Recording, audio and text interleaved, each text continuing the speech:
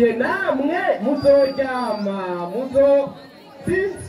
muzorima muzogira gute muzicana inzara. Naam.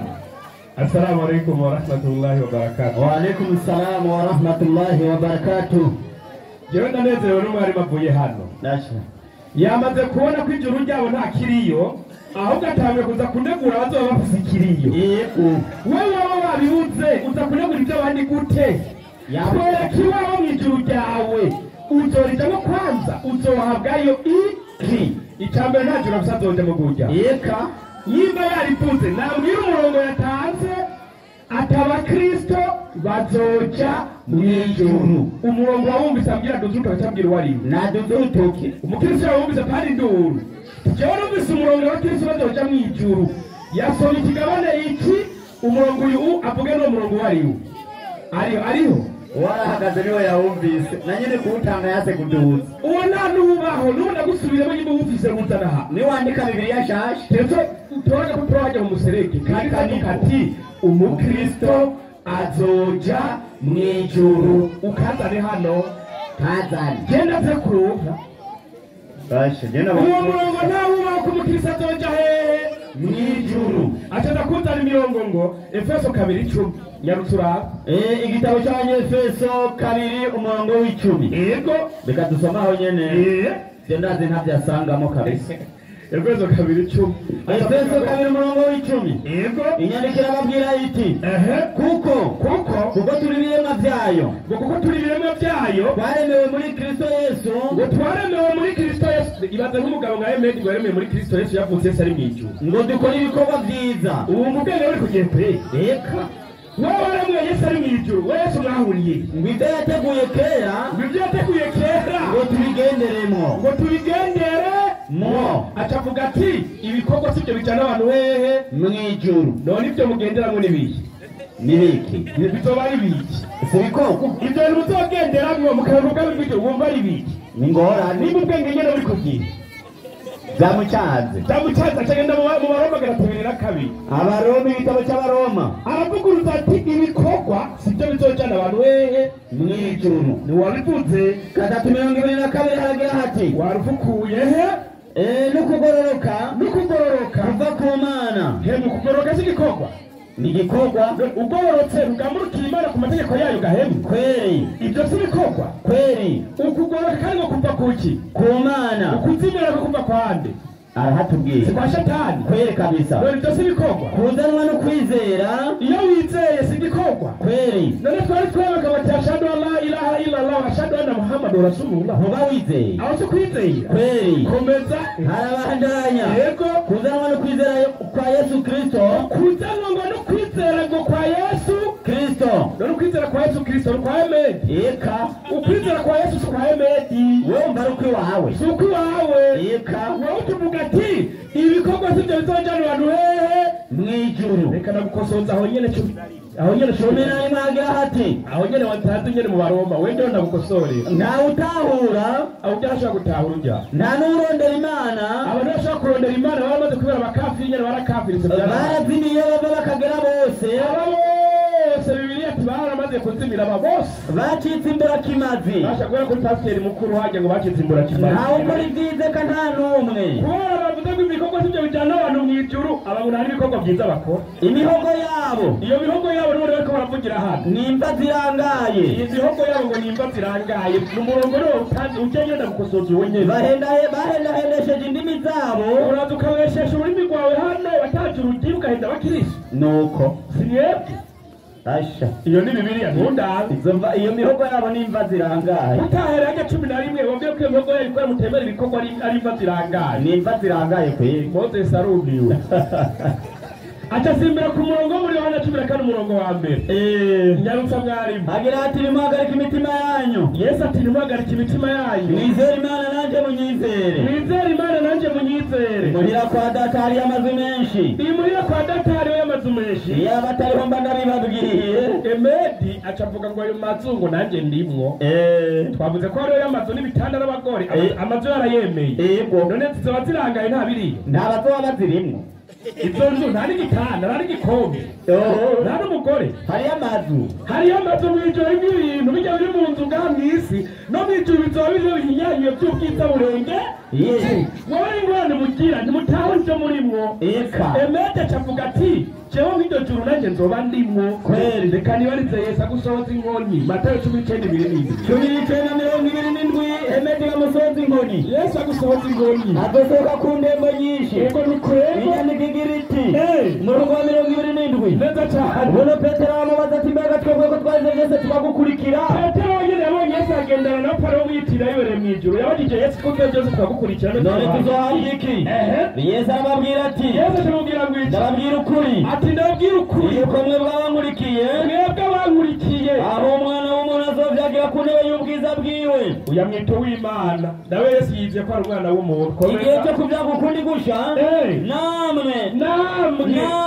iyo ari ku mu gihe ca Yesu namwe muzokwicara ku ntebe 12 mugire gute mushira imanza imiryango 12 y'Abisirayeli nkeneye rero meda nzari intebe yiwe 13 yavuzwe na Yesu y'umukongomani y'umukongomani canke y'umurundi cyangwa umunyakamenge intebe na gatatu ukiyanuka yicara gukunza amashuti rindira mukanya n'abamarayika bazaba bahari rindira mwarimu ndiyo sasa wa Yesu yagiye gutegurira emeda rimwo Abaroma 15 umurongo w'umunani Abaroma 15 umurongo w'umunani Inyandiko igira iti utunyotereza ubusagura so Inyandiko icyo mvuga nuko Kristo yacitse umukozi w'abakebwe Yesu yacitse umukozi w'abasilamu si mwebwe wo kubagaburira iby'Imana yagiye mw'ijuru gutegura gukoropa koza ivyombo aho tuzoshikira twebwe abasilamu we nturimwo nzoyora acaraza mwarimu ndiyo urabona ngo abasilamu ijuru ryabo bazoja kurongora emedi nagira ndakubwire ibintu binezera byose ubona uzoba ukeneye uri mw'ijuru tuzoba twabirekuriwe kandi ni nacyo gituma bimwe byagizwe igihano kuri twebwe mw'isi kugira ngo turindire kuzobera ku munsi w'imperuka byagizwe icyaha reka ndaguha akarorero Adamu Imana imubuza kurya icamwa ntabwo icamwa cari kibi Imana yarivye igituma kibitse ni nacyo gituma na twebwe abayisilamu twarabikiwe mw'ijuru kabisa ivyamwa biriyo tuzobirya yori ivugira ishavu wihangane kandi bizaba biryoshe gusumbira ivyo mw'isi abagore nabo mw'ijuru ndiyo bariyo ibaze Salomo kw'isi yatunze igihumbi n'umwe reka nibarize Yesu Matayo kabisa ngira muri Matayo nibarize Yesu tuzorongora kakurye kweri 19 n'ingarutsa mwarimu nagezeyo umuntu wese yasize urugo mu rugo gahini habaye umugore mu rugo n'abana niki canke bene nyina canke bashikire aho ni muri Bibiliya canke se canke nyina canke abana canke itongo kubw'izina ryanje azobishumbushwa umurenge usomye igiswahili nayo ikivuga ngo bazobisumuje inshuro maramiya bazobishumusha maramiya Yesu aremera ko ari mw'ijuru azorewe n'abana n'abagore kweri Yesu aravyemera mugabo uyu umunyakamenye ngoya ngo mw'ijuru nta abagore nkeka mfitanye bifu nawe indira rero none nyimba wari ubisumye mw'isi ugaca umusumbushwa umurengera umurengera ugera kuri bangahe wewe umva bagira igitigi nimba wari ubisiga ubuze kwa babiri abagore babiri wumva umurengera uzogira ingufu zingana gute ntizigira igiharuro izo ngufu wumva ari ingufu zingana gute n'umurengera zingana gute Imana ikizoga abakobwa beza bafise amaso nk'ay'ibiko urazi umukobwa w'amaso manini akuravye emedi ngaha mw'isi honyene reka honyene ngaharamiramira ibaze rero mw'ijuru naho Imana ikibaduhereza rero twibanire nabo umunezero gusa irakwira namwe muri hehe mu muriro turagaruka salamu alaykum wa alaykum salam wa rahmatullahi wa barakatuh takbir Allahu akbar haleluya nibaze yuko abagabo hari ikibazo baba bafite sinumva ko umurongo ingene uvuga ariko yawusomye genda dusubire mu murongo bahereyeko tuwusome kandi yatanze umurongo avuga Abanyefeso 2:8 twasubiremo hama wumve ibyo uyu avuga ko ariko bihuye n'isigura Bibiliya hama tubimenye Abanyefeso 2:8 avuga gute? haravuga ngo ubuntu nibwo bwabakijije kubwo kwizera. Ubuntu nibwo bwabakijije kubwo kwizera. Iyo umuntu ati amaze gukiza akize turi mu ijuru ni kubwo kwizera. Ni ubuntu bwonyine gusa budukiza. Nabwo nyine ntibyageze gute manuka nabyo ntibyavuye kuri mwebwe. Ubwo buntu rero ntibwavuye kuri twebwe, ni ingabire y'Imana. ni ingabire y'Imana. Ntibyavuye ku bikorwa, ntibyavuye ku bikorwa kugira ngo hoye kugira uwirarira. kugira ngo hoye kugira uwirarira. Yari kuba umuntu ibikorwa akora aribyo bizotuma ajya mu ijuru. Wiyumvira uno munsi wowe kukenye atamuriro ufite. Uwo bantu batuza amafaranga boza baina mu gatondo baza kuriora kupatia 2000 ungira kupatia 5000 akikufa ndani mbinguni. Ugufashe bitanu akajacha mu ijuru. Ugwe 30 akaja mu ijuru. Kwa ruje bakora yo bose kuyabivuze borukiye kuja mu ijuru kuko botwagwa mu ijuru n'ibikorwa bagize gute bakora byiza. Ariko Imana imaze kubona ikaraba yuko ibikorwa dukora kuko hari n'abana tacho bafite badatuze n'inyoni bitotuma bajya mu ijuru. Itubatire kubw'umuntu kwizerande bubonekera kubwo buruboneka muri nde manuka kuko turi ibiremwa byayo, kuko turi ibiremwa byayo, twaremewe muri Kristo Yesu ngo dukore ibikorwa byiza. Twaremewe muri Kristo Yesu dukora ibikorwa byiza. Ubundi ibikorwa byiza bica bigaragara ni kuba muri Kristo Yesu. Kuko rekera kose ikibazo ni kimwe wogana gute umva ndagusabe. Ubu wibaza yuko atamurozi ahari yama atanga indaro? Nta murozi atanga indaro muga kuko atari muri Kristo Yesu ni ubusa. Wibaza ko atabica ko atarabagizi ba nabi ibisuma bifise muwa kugusumba muga kuko bitari muri Kristo Yesu ni ubusa. Nuko umurongo uvuga kugira ngo ugaragare no kuzoronka ubwo bwiza mu ijuru nuko wizeye ubuntu bugaragara muri Kristo Yesu. Akamuna nuko no Kristo Yesu muvuga muri weza tawari yaratumusekera mumeze nka wa muntu aheka isimbiza umwana yamaze kwigira kera akibaza mwari ku mugongo kumbe yaragiye. Turateye agahinda uno munsi twibaze sinjyewe kure ariko nifuza ko twiyumvirira ibyo by'abayisilamu by'ukuri mbarizo bariryo. Oya ndavuga giwanje ndarivuga ariko twiyumvire kwanza by'umwisilamu. Giwanje 3:20 Abafilipi 3:20. Reka ndakwereka ijuru kwanza neza kujyamo. Je ndafite ijuru cyane 3:20 haravuga ngo twe iwacu ni mu ijuru. Nigira bavuze twe n'abayisilamu n'abakristo. Aho yareka tusome muri Bibiliya twe iwacu twebwe ni mwebwe ni twebwe. Iki gitabo ni cy'abakristo cy'abayisilamu. Ni cy'abakristo. Bavuga twe iwacu nihe? Mu ijuru. Bavuga abakristo twe iwacu nihe? Mu ijuru. Nije nabivugiye. Inna lillahi wa inna ilaihi raji'un. Nije nabivugiye amajambo y'Imana ngo nije yavuze jewe. Reka kumara jewe. Bene data nije nabivuze tanasomye. Nije nabivuze tanasomye. Wasomye. Wari musoma kanya abanyafeso 3:20. Aho nyene Abanyefeso Abafilipi 3:20. Abafilipi 3:20 agira some simvuze haravuga ngo simvuze Bibiliya urumve he twe iwacu ni mu ijuru. Twe iwacu ni mu ijuru manuka. Niyo twizeye umukiza ko azova. Niyo twizeye ko umukiza atazagira gute azova. Umukiza twizeye ni Muhammad ni Yesu. Niyo mwami Yesu Kristo. Umukiza atari mu ijuru na iwacu niyo mu ijuru. Kubera iki tuza mu ijuru reka ndakongere unuvyimbigwe.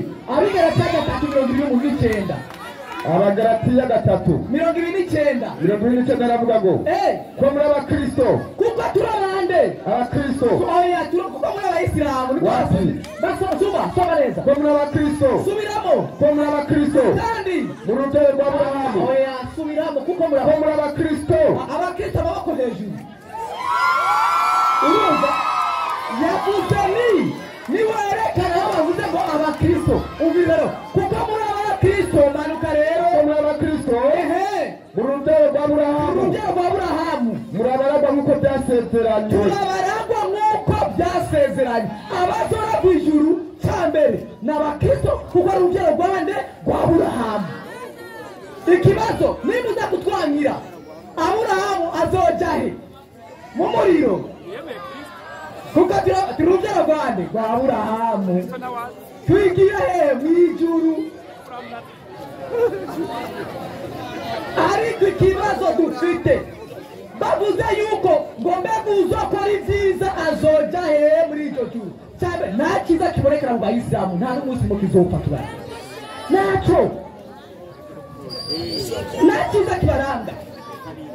Bavuze ko bakivuga bambwira njye nange imirongo igaragaza ko ata cyiza bafite. Mbega icyo kiza ngo kigakwande?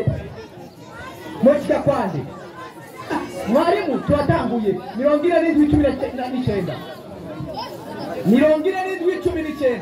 Jawe byahora ndagiga kuri Kristo Yesu yavuze ati munyigireko. Wowe ibyo ukora reba uyu mugabo ubyigirako, tumusuzume tumurabe. Uyu mugabo yarazwa n'ibyiza yarazwa n'ibibi. Wowe mukurikira urongowe n'impumyi acika impumyi. Bigenda gute? Dusomere murongo 47:19. Hapa gute? Jua ya kwamba hakuna abuduwaye kwa haki ila Mwenyezi Mungu. Muhammad ugati menya yuko atawusengwa by'ukuri kiretse Imana. Na omba maghfira kwa dhambi zako. Ategetswe Muhammad asaba imbabazi ku byaha byiwe na dhambi za Waislamu wanaume na Waislamu wanawake. Acha kwa asaba imbabazi b'ibyaha by'Abayisilamu abagabo bose Abayisilamu bose muri Korani bivuze ko n'abaki n'abanyabyaha. Abagore bose bandaba yitandiye n'abateme wa Yesu Korani bivuze ko n'abaki abanyabyaha. Yesu mwihanye cyari kugira ngo uzote muri iryo juru. Mwihanye byari ko muri abanyabyaha gusa. Iri juru tujyamo tujya abanyabyaha. Niyo mpamvu ijuru ryanyu rigaragara gutya rahaza pepuni. Iryo juru ry'abanyabyaha dusubira 55. Uriraho ikibiranga cyangwa kwereka ijuru rya n'izojyamo na Yesu Kristo kiriranga naryo riratanduka. Bene data, Abayisilamu n'Abakristo nituzojya mu ijuru rimwe. Bafite ijuru ry'iwabo bazoja kuko ijuru ryabo ryavuze. Soma twumve. Peponi Mw'ijuru ry'Abayisilamu hakuna kapera nta siribatera ariyo. Mwanamke aliyekufa kabla ya kuolewa, Umugore yapfuye atarongowe, na yule aliyeolewa akachwa na mumewe, n'ude yarongowe agasigwa n'umugabo w'agapfakara, wote hao Mwenyezi Mungu Subhanahu wa Ta'ala atawawezesha waume. Baba mw'ijuru iyo ngo arazotatanga kurondera abagabo babaresha babarongoye. Kesho icyo juru mujya kurongorana mwebwe Imana. Ijuru kurongorana ko bene data. Ubu twibaza by'ukuri ushika mu ijuru abantu bakuze murabizi wambura ipantaro umugore we mw'ijuru inna lillahi wa inna ilaihi rajiun. Ubwo n'urupfu sija ngoma nukasha. Mwanaume mmoja atapewa wanawake 72. Muri iryo juru kwisi turazi yuko umugabo arengeje umugore umwe ngabavati ngo umugabo ariko arenga ibigo. Abaro mw'ijuru umugabo umwe azohabwa abagore 72 ba mama. Mwe nako batwabatera muri ngapi? Imana kirenganya. Imana yirenganya. Umugabo umwe abagore 72 nabo umugore bazomubona bangaye. Aba bagore bikamutuza abagore imitima bene data. Aba bagore barabonerwa n'abantu bagore bagore b'Abayisilamu. Ngaha kwisi baturubike babatanya bambanda babatanya ko bahabara ubwo wabara babukura ngaha batege mu ijuru babagore iki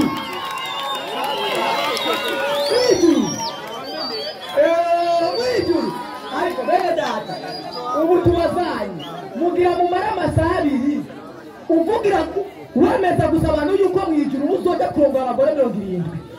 Nicyo cyabazanye ngaha Bayisilamu. Ubu mwavuye muvuye hakwigisha abantu ijambo ry'Imana, mwigisha gusa kwa abagabo bose muze kuba Abayisilamu muze murongo abagore 72 murongo abagore 100. Icyo cyonyine gusa abagore rongo cyakurongore kamenge nzima bizo kumaririki kwa urupfu gusa. Icyo juru ryabo rero ndarisubiramo kumbura abagabo niyo mpamvu bavuga iby'abagore. Mumukomera amashyi sawa tekana leo abakoze mu ijuru ry'abashyira mu bashyira amaboko hejuru hano mumukomere amashyi ariko araza kubaza ikibazo uyu ni porofeseri abaza ikibazo nk'umuporofeseri nyine haleluya amen. Baba nifungulie Qur'ani 48 mstari wa 3. 48 Qur'ani tukufu 48 wende kwa ufafanuzi. Isiguro iravuga ngo inasema nini? Muhammad yaravuze, Muhammad akasema buri muntu wese arafite shetani limutimiza, kila mtu ana shetani anampoteza. Atariko je Muhammad shetani yanze, lakini mimi shetani niye Muhammad shetani wangu iratekereze inapoa na mimi negeka kiretse ibyiza na inaniamurisha kutenda mema. Waislamu wametufundisha Waislamu watwigisha kutenda mema mkukora ibyiza wataenda mbinguni bazoja mwijuru. Na tunasikia Muhammad anasema kwamba Muhammad avuga ati mimi nina shetani wangu nenda si shetani yangu na ananiamurisha kutenda mema. Kandi shetani yangu ndio Muhammad anataka kukora ibyiza maisha Muhammad naye ataenda mbinguni sibali kwa Muhammad nawe azoja mwijuru kwa sababu anatenda mema kubera akora ibikorwa byiza. Lakini mema hayo Muhammad anatenda aliko ndio kwa Muhammad anaamrishwa na shetani yalitegetswe na Satani. Waislamu na tena swali hivi Waislamu kibazo Tanzania ni wema gani Muhammad aliyofanya ni kitu ambacho Muhammad yakoze ukaamrishwa na shetani yategetswe na Satani? Hii ndio swali langu, nicho kibazo changu. Kuito kibazo niko fani tuje kurone kwa Kristo ikibazo cyumvikanye ko ishetani itegeka Muhammad gukora ibyiza. Ivyo byiza ishetani yategetse Muhammad gukora nibiye atabitonda pampa kimwe gukindi tuvyumve. Sawa kariyo muhe azavuge umvise ndaza kuvuga twese twumvise. Jewe numvise, wowe wumvise, n'uwabajije nawe nyine yumvise, n'uwabajijwe yumvise. Karibu shehe ngo wishyure ikibazo mu minota 5. Mugabo n'umwarimu yaravuye ngaha kwigisha no muri yigishije mu ijuru muzokora y'ikibasi. Je sinabyumva kuko niyo kibo cy'uno munsi mukitona guri ijuru ibyiza basi muzohabwayo iki ko mwagume mwisunga ku bintu byacu tuzohabwa niyo ngo komanta batabe kukiwaye. Inshallah mwarimu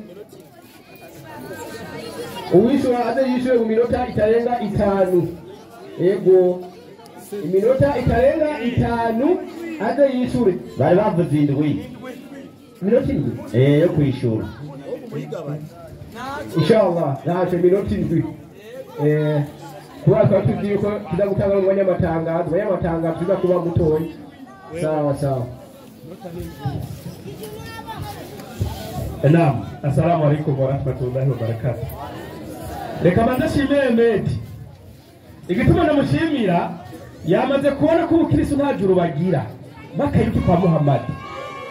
Yabanje aravuga ati kugira tuyegeze ibyacu batajuru tugira reka mungire kwa Muhammad kweli kubera katajuru bagira mwarimu kabisa. Umwarimu avuye hano yagiye muri Filipi 3:20 ngo tweho iwacu ni mwijuru. Ibyo no bavyivugiye tweho Imana ibavugiye nibyo bishakira bo tweho iwacu ni mwijuru. Ntabwo ari Imana irabwiye ngo mwebwe iwanyu uri mwijuru kweli kabisa. Nimwe muvyivugiye ko iwanyu ari mwijuru. Ntabwo ari Imana kweli. Cyane gusabye inyandiko Imana ivuga ko abakristo bazoja mwijuru. Iyo sindayibona atasubira mu Galatiya 3:29 ngo ko muri abakristo iyo nyandiko 3:29 3:29 mbere ko namwishura ikibazo ciwe. Yego inyandiko iragira iti igira ngwiki ko muri abakristo ngo ko muri abakristo urubyaro rwa Aburahamu ngo muri urubyaro rwande rwa Aburahamu murabaragwa nk'uko byasezeranywe ngo ko muri abaki abakristo aho nyene 3:3 3:1 inyandiko igira iti yemwe bagalatiya b'ibijuju yemwe mwabagalatiya b'ibijuju ninde yabarotse mwe mwarotse nande ibaze nk'umukristo no musabe ngo Aburahamu yari umukristo. Yego yumvire reka ndagukosora n'utosore kuko iyo jambo Qur'ani 2:30 kandi cyatubwira ngo ibikorwa bibera muri Kristo. Aburahamu nigeze abonana na Kristo kweli kabisa. Bose ntiyabonanye na Kristo, abo nigeze banamumenya kweli inyandikira girisi Inyandiko inyandikira mubwira iti na nani atajitenga na mila ya Ibrahimu ninde kwitandukanya n'imigenzo ya Aburahamu akaichukia dini hii ya Kiislamu akatatangura kwangu Muislamu isipokuwa anaitia nafsi yake katika upumbavu wewe wasi mushawe mu bujuju mu bujinga kwa yakini sisi tulimchagua Ibrahimu Imana twebwe twarachaguye Aburahamu na katika dunia na kwa hakika yeye atakuwa katika watu wema kabisa uyali mu bantu beza cyane Aburahamu yego kumbukeni habari hii Mola wake alipomwambia Ibrahimu igihe Imana yamubwira iti nyenyekea atikishe bugufi Aburahamu akanena nimenyenyekea kwa Mola wa ulimwengu mzima Ibrahimu akawahusia hawa wanawe aragabana biwe Uislamu yabaraza ubwisilamu na Yakobo pia akawahusia wanawe ngerezaho na Yakobo abana be baraga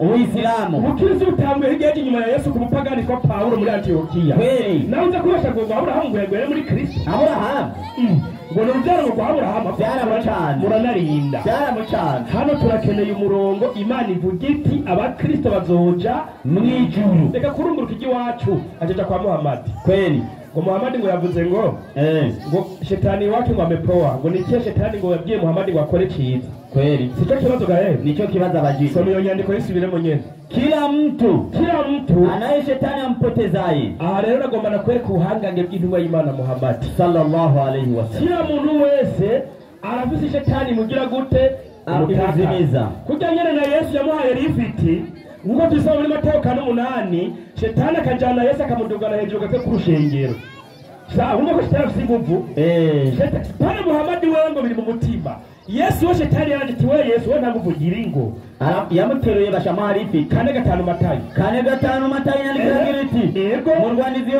yongera kumujana ku rusengero umurwanizi yongera kumujana ku musozi kugatwe ku rusengero shetani yajanye Yesu kugatwe ku rusengero yerekana ko shetani afise inguvu ku bantu bose ni nacyo gituma umuntu wese afise kamera yagupatazwa nande na shetani none Yesu yatora Imana azoka atari kabaye sasa cyarabaza ati ni ikihe cyiza shetani ashobora gutuma abantu ngo bagire gute bakore kibyo nabibonye mu bukirisi yego rero cyo kwibaza abayisilamu Luka 22:2 Luka 22:2 icyiza ngicyo yabategetse mwebwe gukora kijya kwa Muhammad rero safisha inyandiko rero mubwira imugira ngo iki iramubarira irongerera mubwira iti yego akurikirane neza nyarutse umwanya ni muto mari nagezeyo nurashikayo abaherezi bakuru n'abafarisayo barondera uburyo bwo kumufata barondera uburyo bafata Yesu kuko batinya abantu satani yinjira muri Yuda ari we Isikariota ndindira abakristo bose bako bacunguwe mu giruku abemera ko mwacunguwe duza amaboko duze koko turaba abakristo mwacunguwe n'amaraso ya Yesu abapastori barabyaha urabibona barimo abagabo kugira bacungurwe haje mubwire ko shetani yinjira muri inde muri Yuda shetani amaze kwinjira muri Yuda idatangande atanga Yesu atagira gute atacungura abakristo bivuye kwande kwa shetani ngiye cyiza abakoreye nico sasa kwa Muhammad bimeze bite so Inyandiko inasema kila mtu anaye shetani ampotezaye ati umuntu wese afite shetani mutakaza na shetani wangu wamepoa ati jewe Muhammad shetani wanje nta gaciro afite muri kera hata aniamuru ila wema shetani yaza kwa Muhammad nta kibi yamutegeka tambira ibyiza gusa maana kila mwanadamu ambira ibyiza gusa nkuko yabwiye abakristo ati Yesu abacungura kweli nuko bimeze maana kila mwanadamu tamaa yake inaweza kumkosesha umuntu wese itama yiwe irashobora kumuteza ibibazo lakini yeye sallallahu alayhi wasallam ikintu Imana Muhammad wewe ukiwe kwa maombi na ibada yake gusenga cyane no gutakambira uhoraho Muhammad yarasenga n'ibirenge bikavamo amaraso kubera gusenga amepewa uwezo wa kujitawala yaciye ahabwa ubushobozi bwo kwihagararako na kumshinda shetani waislamu takibiri Allahu akbar imvuga ikirakora kubera amaze gutsinda shetani shetani ujya naco je yonegeka jewe Muhammad yego kweli tinibyo atakuvuga iwanje kubera n'ikiboko yawe yongera ibyiza gusa ibiko tabisomye nibyo utabisomye kutabisomye banda Inyandiko rirahera inaendelea na kumshinda shetani inuma Imana Muhammad yawese ubushobozi bwo gutsinda shetani inaendelea yego maana kila mwanadamu lakini yeye sallallahu alayhi wasallam akiruma Imana Muhammad ana uwezo wa kumshinda shetani afise ubushobozi bwo gutsinda shetani ku buryo bwose uko buba na zaidi ya hayo n'ibisumbikivyo aweza kuwaelekeza wenye dhambi kwenye njia ya wokovu Muhammad yereka abantu ko batumbera inzira igororo bose kubera bamaze gutsinda shetani iyo nzira igose nizogera abantu mu ijuru kakurye Bayisilamu takbir Allahu akbar takbir Allahu akbar murumva ko na Satani nawe nyine yabakora igikorwa cyiza yatumye bacungurwa twumva umara acungurwa amaraso ya Yesu yavuye kwa Satani yego kweli muhagurutse nawe twumva ibyo avuga ko yishuwe nuko atishuwe wari wamwishyuriye abakristo haleluya yamwishyuye igenda muvugira reka shikano mu minota 5 Abubakari shikano uvuge ko wishyuwe cyangwa utishyuwe ku kibazo cyabagijwe mumukomere amashyi ariko araza muri minota 5 kugira ngo shikano avuge ko yishyuwe cyangwa atishyuwe none reka tubaze ko yishyuye ibyo ikibazo cyabagitwa ati Muhammad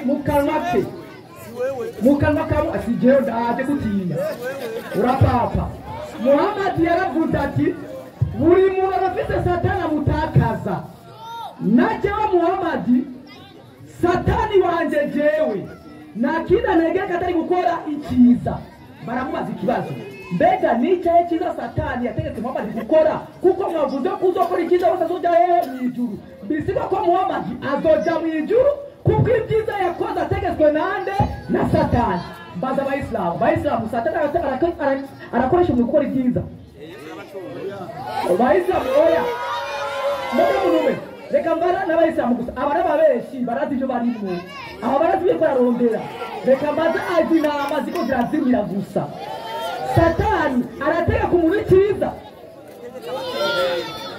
ategekeza umuntu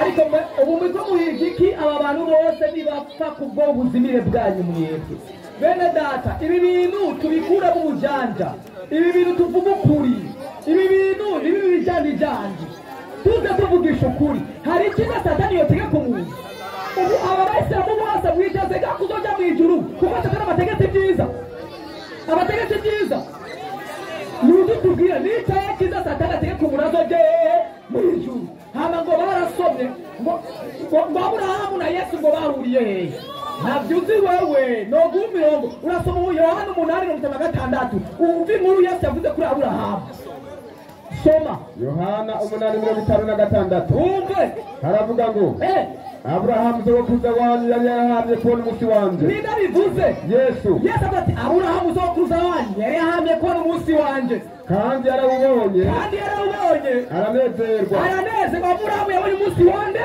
wa Yesu none na wewe ukemeza yuko Satani akoresha ibyiza tugushire niyo mpamvu aba bantu bose n'ahandi barindye atari kujya mu muriro mwarimu ifatira icyo gitabo cyitwa gutya gukora imaminifu wa kwanza na wa pili 203 ahantu bituze kujya mu bagabo ngira ndasubiremo kandi twasome najuru Imana biteze kujyamo ariko iryo juru bafite rirafite ryateguwe dusubiremo aho hantu ijuru ry'Abayisilamu siryo ry'abazojamwo ryazojya mu ijuru ryajya gutegwa na Yesu ariko juru wanyu rirazwi avuga gute inasema hadithi ya 460 pepo ubiriza ijuru ry'Abayisilamu iko chini ya miguu ya kina mama iri munsi y'amaguru y'abagore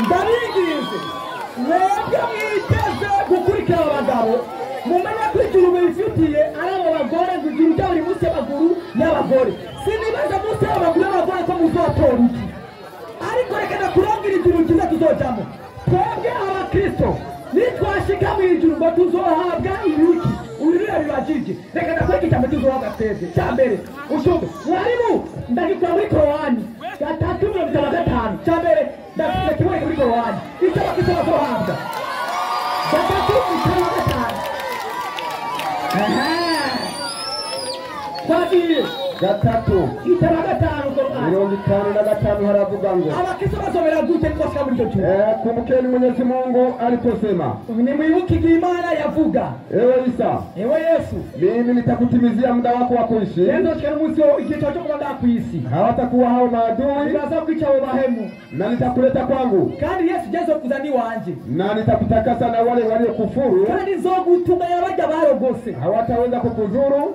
ego na nitaweka wale waliokufuata uwirema kandi na nitaweka wale waliokufuata fata babandi bakurikira Yesu juu ya wale waliokufuru mpaka siku ya juu ya abantu bose gushya kugiye cyerezo abakurikiye Yesu n'abayisilamu n'abakristo abakurikiye abasilamu abasilamu Korani gatanu ndani kwa Korani hii hapa kubwa Korani 5:7 Babuze ati abakurikiye Yesu twebwe tuzaturejura abantu bose mu ijuru abayati muri twe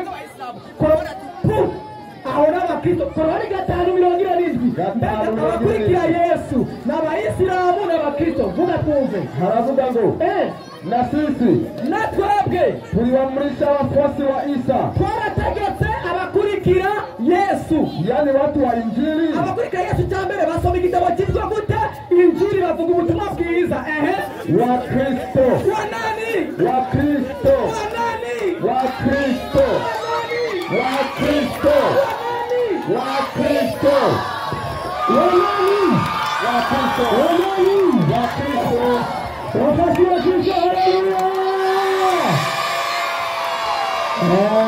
Umeona bwana? Hao ndio wakati wa Kristo. Ngwa mu minota irindwi. Hanyuma Imana ibahezagire ko barisunga muri Qur'an Bibiliya yabo babuzeyo na kimwe. Barabonye ko Bibiliya ari fake. Naam, icyambere kwanza mwarimo. Naam. Reka kwanza shimire Alhaji Idrisa yabajije ikibazo. Kiri kumwe? Kweli. Yabambe yaje kwishura. Wabajije ikibazo ni Pastori Emeti. Kiri kumwe? Kweli. Kandi bamwishuye neza. Ho kugaruka bavuga ati niyigeze yicugwa haje ubundi kuremera n'ideremeranya ngaha. Kweli. Ujya mu hinduro yaje ngaha. Emeti yari yashimye kubanyisha. Wabajije yashimye n'agashimara gatanga tujye nicugwa sinigeze no kugaruka. Yego. Ese waje kwemeranya ngujyaje. Yego kabisa. Twagerero umviriza ibyacu yaremeye bari maminifu jakwe ijuzu jameni rya kabiri somiyo hadisi inasema ndiyo aljanna ati aljanna tahta aqdami ndiyo ali umahati soma na usobanuro inasema fatabu za uzazi soma usobanuro bia hadisi kwa pepo ati ijuru iko chini ya miguu ya kina mama ati ijuru liri hasi ya maguru y'abakenyezi amaguru y'ababyeyi ndo hari iki ijuru mbega ni kubera iki soma inasema ndiyo kwa tabu za uzazi kubwo kubera ukubabara no guhangayika kw'ababyeyi na malezi ya watoto hamwe no kurera abana kuko bigoye basi wasifikiri kuwa Mwenyezi Mungu kawasahau ati nibibaze ababyeyi yuko uhoraho yabibagiye bali ahubwo wanayo jaza yao nzuri bafise imembo yabikomeye cyane yo kugwego na ili ahadi kwa Mwenyezi Mungu juu ya wazazi kina mama kandi nisezerano Imana yasezeraniye ababyeyi ahari abaguzwa abagore ni ababyeyi ababyeyi bino bahangayika umwana aramugwarako akamunyako akamwambika akamugaburira ati kubera kigoro kabo rero kugira ngo uzura n'ijuru riri hasi y'ababyeyi babo niyo mpamvu mwarimu Yesu muri Mariko 7:10 havuga ati mwubahe so na nyoko utubatse nyoko naso ntabwo ari bw'ijuru ushobora kujamo ikibazo kiraje genda kwiga ikibazo kiraje rero 40 Qur'ani 40 Qur'ani fanyayo ubaya atukora ikibi hatalipwa ila sawa na uovu wake ayini visi kirasi kibere ng'ico nyene na afanyayo wema n'abantu uzokurikira mwanamume au mwanamke akari umugabo cyangwa umugore yeye ni Muislamu nawe ari Waislamu basi hao wataingia peponi nao bazokwinjira mu ijuru warizukiweho bila hisabu baze guhabwa ibyo mu ijuru. Ikibazo kiraje rero, baduha inyandiko imwe ivuga duti muri Bibiliya abagabo n'abagore b'abakristo bazokwinjira hehe mu ijuru. Inyandiko igira kabiri bayitwereke muri Bibiliya ibyo bazohabwa mu ijuru ivuye mu gitabo cha Bibiliya. Cyo kibazo Waislamu takbir, Allahu akbar. ikibazo kivuga giti ni hehe muri Bibiliya abagabo b'abakristo n'abagore b'abakristo bazoja mu ijuru. Ikibazo mwacyumvise? Ikibazo mwacyumvise? Boye kiti naze twumve. Mumukomera amaki ku kibazo abagize, mumukomera amaki abakristo. Ngomba imbere ko mpagurutsa ubuza kumwishyura ashyireko n'akaburungu n'agakwabu kugira ngo bakurugutirwe neza. Icyo asigaza ndaza kucyongerako. Rero ndamusabye kugira ngo singaruke hano ashyireko n'agakwabu. Karibu Bwana Moses umwishyure ushyiramo umukomera amashyi ariko araza abigisha ku muntu ushyireko n'agakwabo aho bikenewe, akaburungu aho bikenewe. Icyo uza kwibagira ndakigushyirira. Urakoze.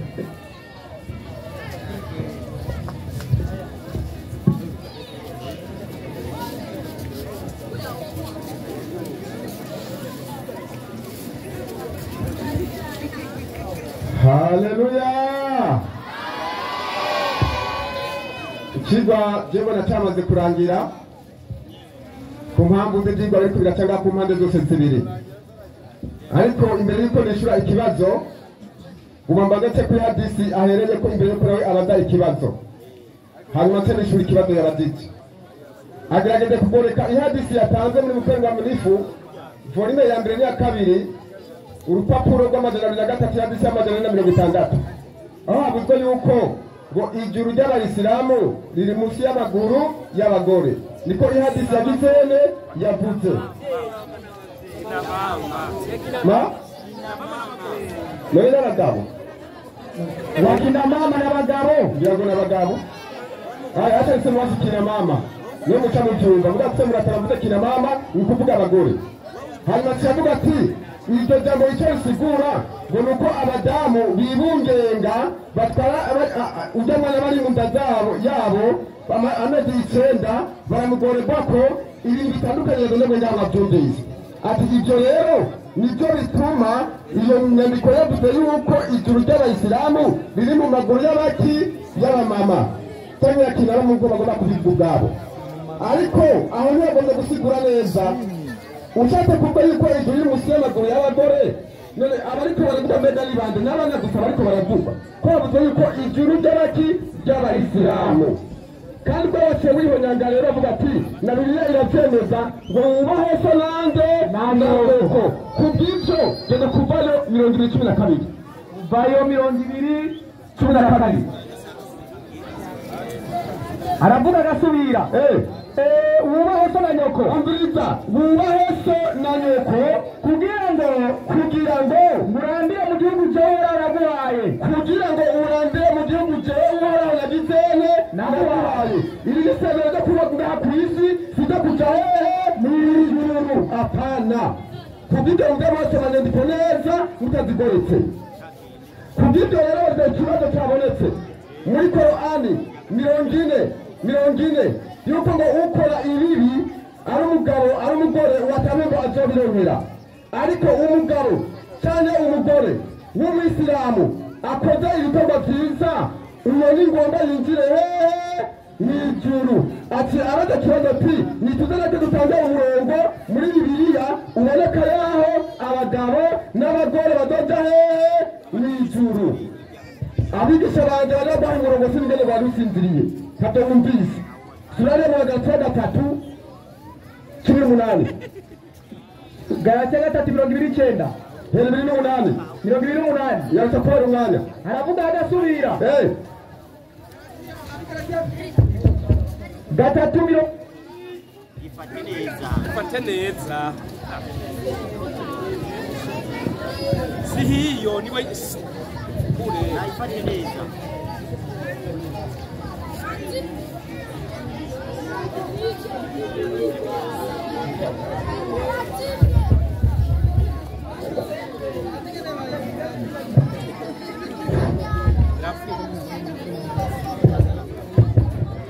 haya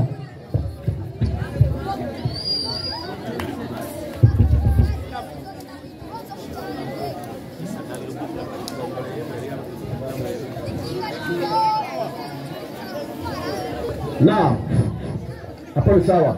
Tumia Inyandiko aravuga agasubira bagira umunani ntiyashobora kuba umuyuda cyangwa umugiriki ntiyashobora kuba umuyuda cyangwa umugiriki ntiyashobora kuba umugurano cyangwa umwidegembya ntiyashobora kuba umugabo cyangwa umugore ntiyashobora kuba umugabo cyangwa umugore kuko mwese muri Kristo Yesu kuko twese abagabo n'abagore turi muri Kristo Yesu kuba muri abakristo rero ni umuryango wa Aburahamu muri abaragwa nk'uko byasezeranye. Aburahamu adoragwa iki? Ijuru. Aburahamu ariho ku byitego byabo. Niba Aburahamu atadoragwa ijuru, abakristo ntibazojyayo.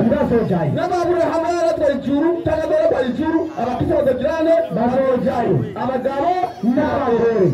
Ariko ku nyandiko yacu cyangwa mu byo twizera ntituzokwinjira mu ijuru kubera ibikorwa twagizene twakoze. Twinjira mu ijuru kubera yuko twizeye nde Yesu Kristo.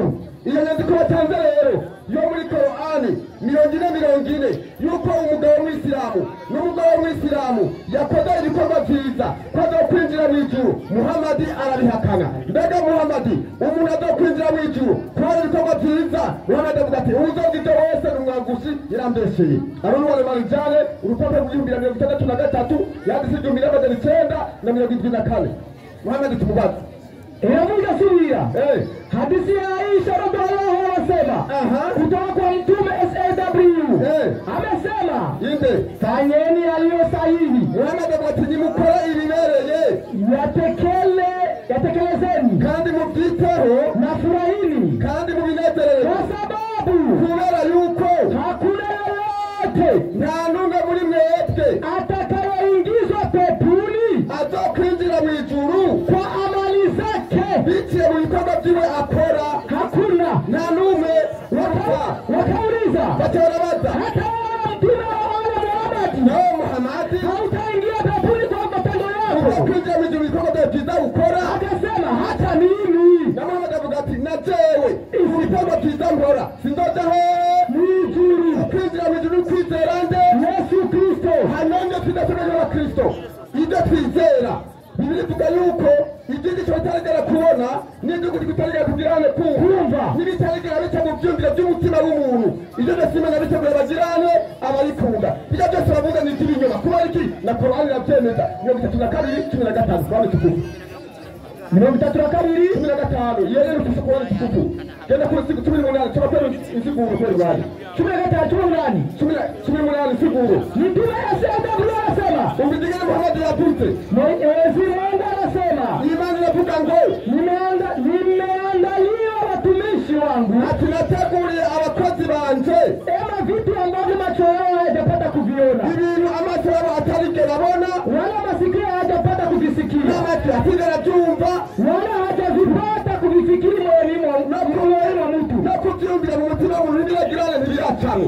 Ku buryo bijya byose bacanze werekanye yuko muzabona mu ijuru yitira inyoma. Aravuga ati ntibiraca amaso y'umuntu no mu mutima no mu bwenge. Mumukomere amashyi. Ibyo nibyo abakristo turindiriye. Kandi ko yishuye agira uko ko yishuye ikibazo yabajijwe ko Imana yavuze mutabesha Imana ko Imana yavuze ko abakristo kujya mu ijuru.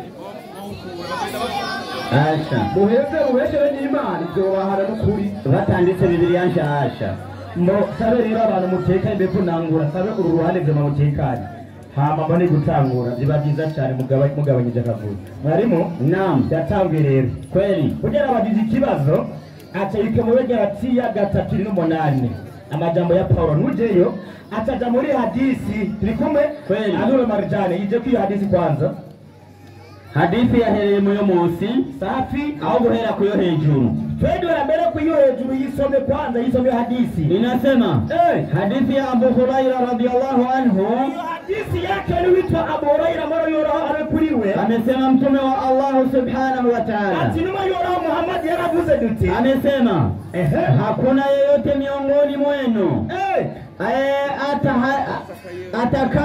atakayeokolewa na amali yake ati nanwa muri mwebwe azorokogwa n'ibikorwa byiwe wakasema abasangino bacaravuga duti wala wewe mtume wa Allah ati nawe intumwa y'Imana mtume sallallahu alaihi wasallam akasema intumwa y'Imana icaravuga duti wala mimi ati najewe koko isipokuwa ati kiretse anifunike Allah kwa rehema zake kiretse Imana ifunitse kumukimbabazi zayo kwa hiyo fanyeni amali njema urubwo nimukore ibikorwa byiza kwa unyenyekevu na uadilifu ati mubyitonzi kandi n'umukuri kweli hadithi kurikira rero hadithi egi hawaheje ivuga ati usabwa gukora ibikorwa mu byitonzi kandi no mu bugwaneza kugira uzurabugane bw'ijoro atajara kwa Paulo mwarimu aho yasomye Galatiya 3:8 kwanza tumusuzume Paulo 11:17 ariko no bakabiri waremereye ijuru mu mbiri zivyiwe bizoraseza n'ijuru Paulo Inyandiko iragira iti ndiyo ivyo mvuga jewe Paulo ati ivyo mvuga jewe Paulo sindabivuga mbitumwe n'Imana sindabivuga ndabitumwe n'Imana ariko ndabivuga nk'ufashwe n'ibisazi Paulo yaramusatsi narasezaniye iki ijuru kumbe ijuru ry'abakristo barisezeranye n'umusazi ariwe Paulo endelea harabandanya ndiyo reka kubesha ibinini hazara bitumwe n'imvugo zo ku isi nanjye reka ninina haze ati reka nanjye ninahaze ndabahede yuko 22 n'abaheburayi nanjye Paulo ndiwe n'abanyisirayeli nanjye Paulo ndiwe n'urubyaro rwa Ibrahimu nanjye ndiwe ndabivuga nk'umusazi kumbe Paulo yari umusazi abakristo n'abijurya bariho n'umusazi atavuga ati abakristo bose bazoja hehe mw'ijuru abana abasinze mu bukristo reka twongere tubaze Paulo mbega Paulo abasinze mu bukristo watubara amakuru ameze gute 15:18 kandi asangwa bimeze bityo n'abasinziriye muri Kristo ngo n'abasinze mu bukristo n'abasinziriye muri Kristo barayogeye baragize iki barayogeye yebwe mwarayogeye ndiyo kandi asangwa muri ubwo bugingo bwonyine aribo mwizigiriye Kristo ndiyo murusha abandi bantu bose kuba bagowe muri iki mu bagowe abakristo bariko amagwa niyo mpamvu tubasabaze kuba abayisilamu yesu yacavuga ngo iki mwarimu 13:25 Luka 13:25 Luka ubutumwa bwiza bwanditswe na Luka ndiyo yandikira giriti elizu niyereza guhaguruka Imana imaze guhaguruka akugana urugi Imana ikugana imiryango y'abese mutwigiye namwe mugatangura gukomanga muhagaze hanze abakizo batanguye gukomanga ku miryango mukavuga muti ndiyo mufasoni yesu bazoca bamutumana umugore kandi ari umuhungu nutwugururire ati nutwugururire ntabwo bati simbazi igihe muvuye sinahazi no muzotangura kuvuga mutereka twarira imbere yawe kandi wigishiriza mu nzira z'iwacu akababwira ati ababwira ukuri sinzi iyo muvuye biraho mahoro bizira mwe mwese mwe aca bakwita bashije biraho mwamara ziramwe aho niho hazobamarira no kujyana isya z'amenyo aho muzobonera Aburahamu na Isahaka na Yakobo n'abavugishwa n'Imana kandi bose barongoye abagore benshi nabo bahindiwe hehe namwe muhindiwe hanze takibir Allahu Akbar baca batangura mwarimu ndahiye pasitori ndahiye aho bari muri yo ndahiye pasitori ndahiye emebi nawe emerushe wakoreye Satani